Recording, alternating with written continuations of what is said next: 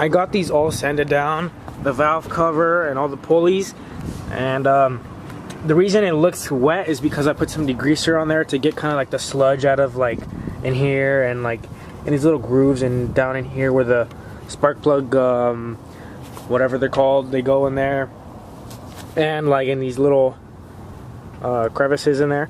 So that's why I did that, but it's all sanded down, good to go. So I'm just gonna quickly wash that, rinse it off, and get that ready. And then I also just picked this up from the the auto parts store. Some high heat BHT engine enamel primer, just so I can spray that down mainly on the valve cover and then spray my paint on top of that, because I wasn't going to use this, but I decided, you know what, it might prevent it from catching on fire, which I doubt it will, but it's always better to be safe than sorry. Got the primer all done on the valve cover. Give you a little walk around. So the valve cover is good to go. I forgot about the pulleys because I don't know, I completely forgot about them. So I'm going to quickly spray some primer on there, get them looking like that, and then while I wait for that to dry, I'm going to start painting the valve cover with this matte paint. Oh, just a little example.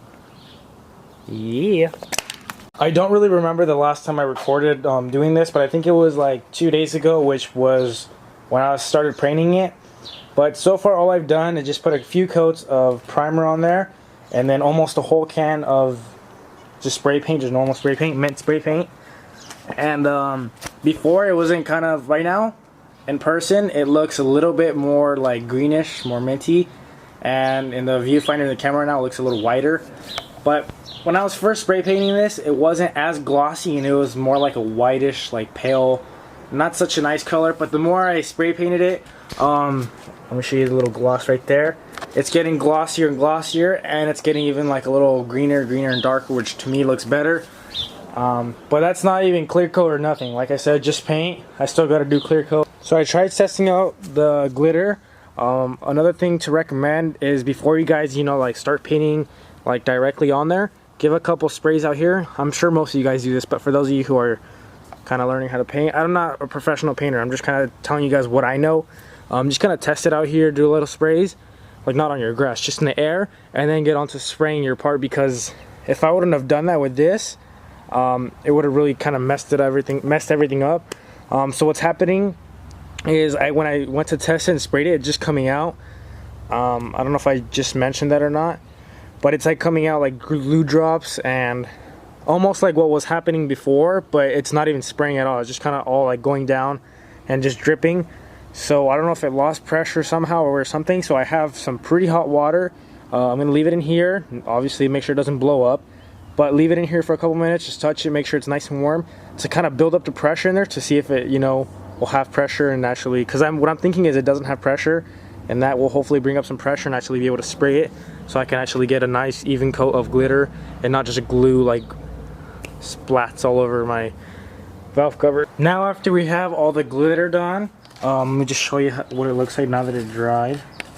It just kind of cracked everywhere.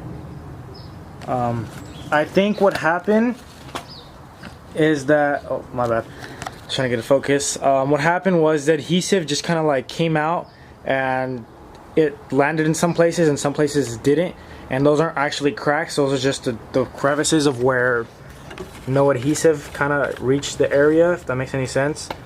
So like the clear whatever is in the glitter probably came out, and we see those cracks. That's kind of where it didn't come out, because it was coming out like water, like just like sputtering out. So that's why that looks like that. But I'm sure I could fix that with clear coat and just doing that. But before clear coat, I'm gonna put some of this glow in the dark Rust-Oleum paint, or it's almost like clear coat, I guess, if that's what you want to call it. I'm not sure if it'll work with the high temperature of the valve cover, because this is an engine, and I don't know if this is, I don't think it's designed for an engine, but we're gonna try it anyways. So hopefully, my engine will be glowing, so will all my pulleys, which that'll be cool, because I don't think I've seen anyone else do that. And if they have, then good for them. I'm not trying to copy them, or I'm not trying to be the first one. I bought this for, I forgot what I bought this for. I bought it for something, never used it. It's a full can, not even opened it.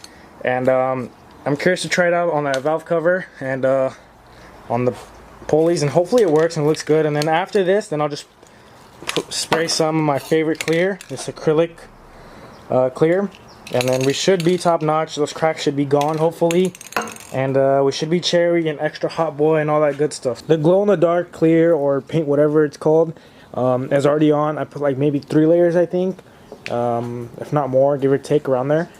And same with this. And I like the glow in the dark, like I'm gonna call it clear, because like when I sprayed it on, it kind of gave it a little bit of a greener tone. You guys can probably see like the difference from the actual valve cover and the little wood right here. And to me, that came out better than I thought, because like this was okay. It was like a minty, more like bluish, but this to me looks more like an actual teal, like more green. Like when I think of mint, I think of this color right here on the valve cover. So that's a plus, that it came out a little bit greener, because obviously the glow in the dark has like a little green tint to it. So that's good. What I'm going to be doing now is use this like palm sander with some, like, the grip tape's almost gone, and I'm going to try and see if I can sand away the paint right here on the letters to get it like brushed steel or whatever it's called. And then once I'm done with that, then I'll wash it off and spray some clear over everything just to kind of protect it, and I should be done.